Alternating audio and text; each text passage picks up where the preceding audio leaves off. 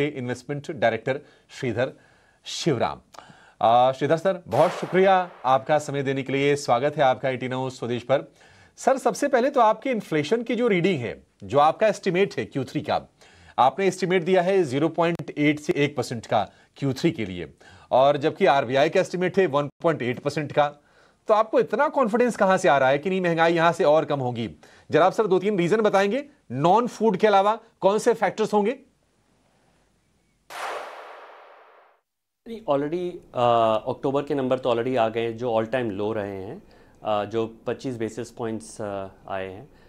हमारी जो नंबर्स दिखा रही है कि नवंबर भी 1% के नीचे ही रहेगी। तो अभी जब आरबीआई की पॉलिसी आएगी, हम एक्सपेक्ट करते हैं कि आरबीआई जो है अपनी इन्फ्लेशन रिड्यूस करेंगे। अगर आप देखें बिगनिंग ऑफ द ईयर भी आरबीआई का जो नंबर था फॉर द फुल ईयर 4% था। हमारे हिसाब से ये 2 के आसपास आएगा। ऑलरेडी आरबीआई ने काफ़ी रिड्यूस किया है, और हम काफ़ी महीनों से बोल रहे हैं कि आरबीआई की जो इन्फ्लेशन फोरकास्टिंग है वो थोड़ी इन्फ्लेटेड लग रही है, एंड नंबर्स जो हम बोल रहे हैं उससे मैच हो रही है। इनफैक्ट हम लोग शायद सबसे ज़्यादा बुलिश थे मार्केट में इन्फ्लेशन के लिए, हमसे भी हमारी भी नंबर्स से ये नीचे आ रही है। तो आई थिंक ये बहुत ही लो इन्फ्लेशन की एक फेज़ चल रही है अभी, और WPI भी देखें वो भी 0 चल रही है। तो ये खाली फूड की नहीं है, नॉन फूड भी इन्फ्लेशन बहुत लो चल रही है। श्रीधर सर, अब पॉलिसी बहुत दूर रह नहीं गई है और उम्मीदें बढ़ रही हैं कि एक रेट कट आएगा अगली पॉलिसी में। आरबीआई गवर्नर ने भी उसको रूल आउट किया नहीं है, बाकी फैक्टर्स तो मजबूत हैं ही। तो आपका जो ये कॉल है कि 25 से 50 बेसिस पॉइंट का कट हो सकता है नेक्स्ट पॉलिसी में, क्या ये लो इन्फ्लेशन की वजह से है या कुछ और भी फैक्टर्स आप देख रहे हैं?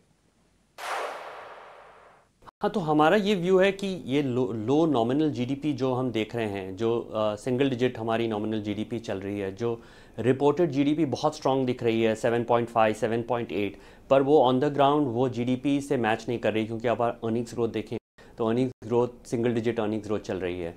तो ये लो नॉमिनल जीडीपी ग्रोथ हमारे हिसाब से देश के लिए इतना अच्छा नहीं है। पॉलिसी मेकर्स भी जानते हैं और गवर्नमेंट के लिए भी अच्छा नहीं है, क्योंकि उनकी जो फिस्कल डेफिसिट नंबर होती है वो डबल डिजिट नॉमिनल जीडीपी पे उन्होंने कैलकुलेट किया 11-11.5% पे। तो उनकी फिस्कल डेफिसिट कैलकुलेशंस भी इससे जो है थोड़े मुश्किल में आ जाती है। तो हमें लगता है कि ये जो लो नॉमिनल जीडीपी ग्रोथ है, ये इसको चेंज करने के लिए आरबीआई जो है रेट कट कर सकती है। भी ऑलरेडी हमने देखा है कि गवर्नमेंट ने भी इन्फ्लेशन और कंजम्पशन को बूस्ट करने के लिए जीएसटी की कट किए हैं, और भी उन्होंने बहुत सारे मेजर्स लिए हैं in the if you take last 6 महीने की जो भी मेजर्स देखें, तो इससे ऐसा लग रहा है कि गवर्नमेंट जो है फोकस अब जो है थोड़ा कंजम्पशन पे देना चाहती है। पहले बहुत फोकस इन्वेस्टमेंट्स पे था।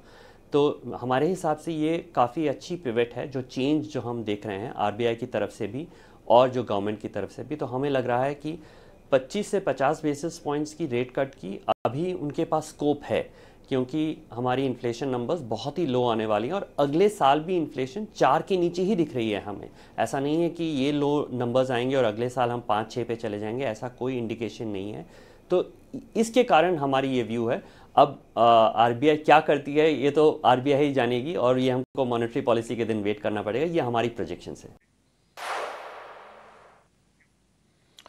श्रीधर सर, जब जीएसटी रेट रेशनलाइजेशन सरकार ने किया तो उसके बाद एक और चर्चा ने जोर पकड़ा कि शायद जो सरकार है वो इन्वेस्टमेंट लेड ग्रोथ की तरफ नहीं बल्कि कंजम्पशन लेड ग्रोथ की तरफ देख रही है। आप जरा बताइए कि आपका व्यू क्या है, और ये जो कैपेक्स से रिलेटेड जो शेयर होते हैं, पावर इक्विपमेंट वाले या फिर मेटल रिलेटेड स्टॉक्स, क्या इनकी चाल आगे आपको कैसी दिखाई दे रही है? तो आई थिंक एक तो हमें लगता है कि ये मीडियम टर्म गवर्नमेंट की फोकस जो है, क्योंकि जो हम पॉलिसी मेकर्स से इंटरेक्शन करते हैं और जो ब्यूरोक्रेट से इंटरेक्शन करते हैं, उससे एक फील आता है कि जो गवर्नमेंट की केपेक्स नंबर है जो अराउंड 11 लाख करोड़ की है, वो भी कंप्लीट नहीं कर पा रहे हैं, क्योंकि देयर इज़ उनका एक कैपेसिटी कंस्ट्रेन है कि इतना ही हम इन्वेस्ट कर पाते हैं। ऐसा नहीं है कि इन्वेस्टमेंट्स जो आपने बोल दिया तो अगले दिन रोड या रेल या कुछ बन जाती है, उसमें टाइम लगता है। तो उनकी एक कैपेसिटी कंस्ट्रेन आ रही है। तो एक तो वो है कि इन्वेस्टमेंट्स इतना ही अब्जॉर्ब कर सकते हैं। दूसरा ये है कि अगर थोड़ा अगर कंजम्पशन पे फोकस करेंगे और कंजम्पशन की डिमांड अगर आती है तो केपेक्स ऑटोमेटिकली आती है। अगर प्रोमोटर से बात करें वो आपको बताएंगे अगर डिमांड है तो हम केपेक्स करेंगे, अगर डिमांड ही नहीं है तो हम केपेक्स करके क्या करेंगे। तो हमें लग रहा है कि ये चिकन एंड एग स्टोरी जैसे हो रही थी। तो अब कंजम्पशन जब बूस्ट आ रही, जैसे हमने देखा कि पैसेंजर कार के बहुत डिमांड आई है, तो उसका यही मतलब है कि अगर ये डिमांड सस्टेन होती है तो केपेक्स ऑटोमेटिकली आएगी। तो हमारा व्यू है और हमारे ग्रुप का भी यही व्यू है कि ये जो कंजम्पशन पे जो पिवट हुआ है ये बहुत अच्छा है और इसके कारण इन्वेस्टमेंट्स की भी डिमांड साथ साथ अगले 6 महीने या 1 साल में results of this will show the investments में भी आएंगी। श्रीधर सर, जब पिछली बार हमारी बातचीत हो रही थी तो आप थोड़े से ना ये एनबीएफसीज को लेकर थोड़े से चिंतित थे, थोड़े कॉशियस थे, क्योंकि उनमें अनसिक्योर्ड वाला लेंडिंग वाला जो पोर्टफोलियो है उसको लेकर आप चिंता जता रहे थे। फाइनेंशियल्स को ओवरऑल लेकर आप बुलिश हैं, तो क्या हम ये मान सकते हैं कि आप लार्ज कैप बैंकों पर ही बुलिश हैं? तो एक्चुअली अब जो है एनबीएफसीज अच्छे लग रहे हैं। पहले मैंने कॉशियस व्यू दिया था क्योंकि इसमें एनपीएस बहुत आ रहे थे और एनपीएस आए भी, अगर आप पिछले 3-4 क्वार्टर का नंबर देखें एनबीएफसीज के नंबर्स काफ़ी ख़राब आ रहे थे। अब जो है अगर आरबीआई की रेट्स और अगर कम होती हैं तो अगर लोअर रेट साइकिल में एनबीएफसीज बेनिफिट करती हैं क्योंकि वो बैंक से बोरो करती हैं। तो हमारा व्यू है कि एनबीएफसीज, ना सारे एनबीएफसीज नहीं, जो सिलेक्टेड अच्छे क्वालिटी के एनबीएफसीज हैं वो अच्छा करेंगी। और हम लोग का व्यू ऐसा ही बन रहा है कि लोअर रेट्स फॉर लॉन्गर, मतलब ऐसा नहीं है कि इन्फ्लेशन अगले साल ऊपर जाएगा तो रेट्स वापस ऊपर चले जाएंगे। रेट्स लो ही रहेगा। इवन आरबीआई मान लीजिए 50 नहीं करती है, 25 करती है, उसके बाद कोई और कट नहीं करती है, पर वही रेट आपको 6 से 8 महीने पॉसिबली 1 साल तक भी वही रेट्स रह सकते हैं। तो लोअर रेट्स फॉर लॉन्गर के कारण एनबीएफसी अच्छे लगते हैं। बैंक्स भी अच्छा करेंगी क्योंकि उनका भी ग्रोथ वापस आ जाएगा, क्योंकि अगर कंजम्पशन के कारण अगर देयर इज़ अ डिमांड तो डिमांड के साथ उनकी भी लोन ग्रोथ आएगी। तो हमें लग रहा है कि जो फाइनेंशियल्स ने जो अंडर परफॉर्म किया था वो वहाँ से टर्न हो सकती है। श्रीधर सर, ये आईटी कंपनीज को लेकर आपके सेंटिमेंट में, आपके रीडिंग में कोई चेंज हुआ है? क्योंकि आप अंडरवेट थे, अब तो यूएस में जो रेट कट के एक्सपेक्टेशंस भी हैं, क्या ये मूड अपलिफ्ट करेगा या फिर इंडियन आईटी कंपनीज के लिए जो चैलेंजेस थी वो बनी रहेगी? तो हमारी आईटी की स्ट्रक्चरल कॉल है on IT underweight. Obviously individual stocks अच्छा कर सकती हैं, but structurally Indian IT sector ने शायद एक बहुत बड़ा अपॉर्चुनिटी मिस कर दिया।